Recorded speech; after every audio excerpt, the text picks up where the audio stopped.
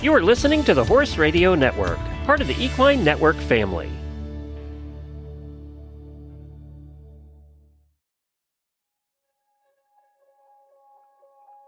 Welcome to the PHOD Pod, the Practical Horseman podcast minisode series where we share audio clips from our favorite Practical Horseman On Demand videos.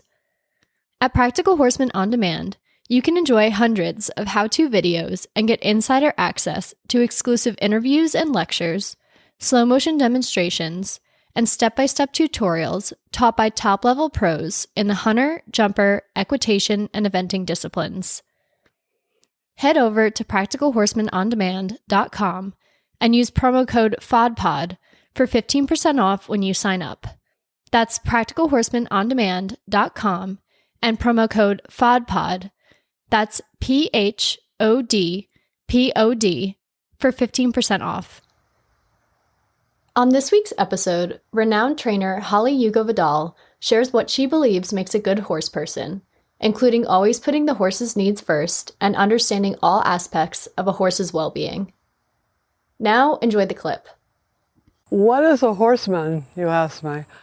A horseman is not just somebody that rides or rides well, but a horseman is someone who really understands the horse, cares about the horse, knows all aspects of horse care, can tell if a horse has heat in his legs or feet, checks to see, cares enough to check to see if how the horse's legs feel, takes a general interest and involvement in the well-being of the horse before riding, during riding, after, make sure the horse is shod appropriately, on time, is on a schedule, maintenance as far as whether it needs supplements, the whole general well-being of the horse.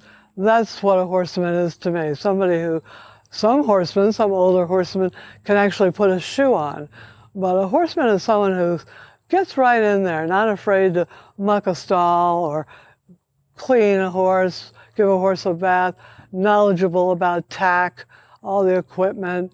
It's a general knowledge. It's not just being a good rider. That's what a horseman is to me.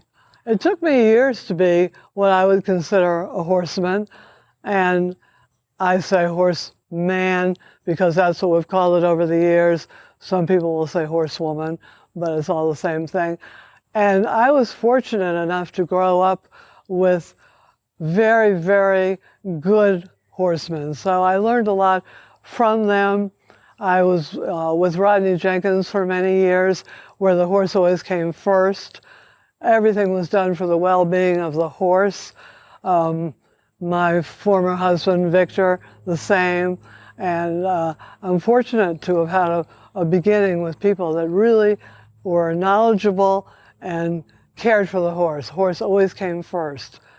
So I would say years before I would scratch that surface of giving myself that title, and I'm still learning. That's what's so interesting to me about horses, is you don't get to a certain point and feel that you know everything. There's always something to learn, whether you're a rider or a trainer or a groom, whatever you're doing in the aspect involving yourself with horses.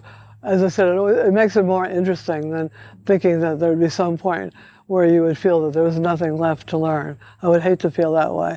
And my guess is even McLean Ward would agree that he might have a couple of things to learn, even though he probably doesn't, but it wouldn't surprise me.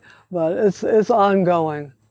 I would say lacking, if I thought someone was less than a horseman, it would be basically because they had forsaken the care of the horse for another means.